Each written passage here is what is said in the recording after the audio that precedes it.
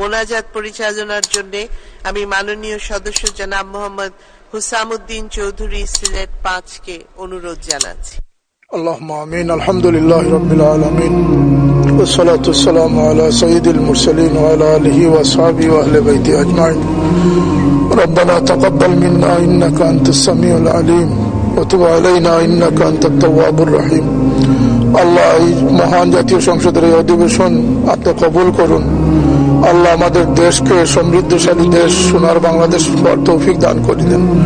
আল্লাহ আমাদের দেশের মহান মুক্তিযুদ্ধের স্থপতি বঙ্গবন্ধু শেখ মুজিবুর রহমান সাহেব এবং জাতীয় 4 নেতা সহ সমস্ত মুক্তিযুদ্ধে অংশগ্রহণকারী যারা শহীদ হয়েছেন, আল্লাহ তাদের কবরের মধ্যে রহমতের জয় বর্ষণ করুন।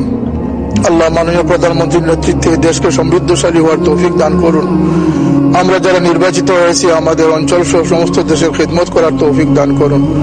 আমাদের speaker, deputy speaker, chief whip সহ হুইপবৃন্দ এবং যারা সংসদ নেতা সহ যারা আছেন, উপনেতা সহ যারা আছেন, সকলের হায়াত এবং সুস্থতা দান করে দেন।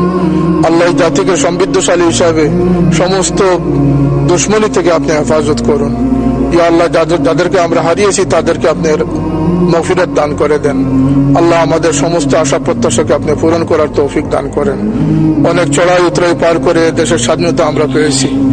লাখো মানুষের শহীদ হওয়ার প্রেক্ষিতে দেশ আমরা পেয়েছি। মা বোনের ইজ্জত নষ্ট হয়েছে। আল্লাহ এই দেশ সোনার বাংলাদেশ, এই পতাকা রক্ষা করার সমস্ত বিদেশি চক্রান্ত থেকে দেশকে হেফাজত রাখার তৌফিক দান করে দেন।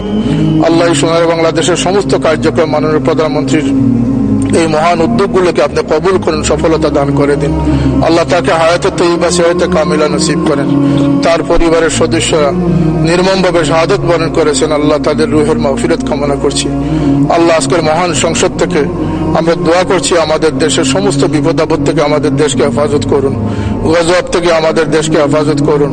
আল্লাহ আমাদের দেশের উপরে শান্তি রহমত দান করুন, আমাদেরকে ইজ্জতের সাথে কামিয়াবি নসিব করেন।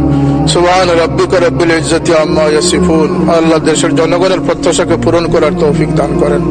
সুবহান রাব্বিকা রাব্বিল ইজ্জতি আম্মা ইয়াসিফুন ওয়া সালামুন আলাল মুরসালিন ওয়ালহামদুলিল্লাহি রাব্বিল আলামিন।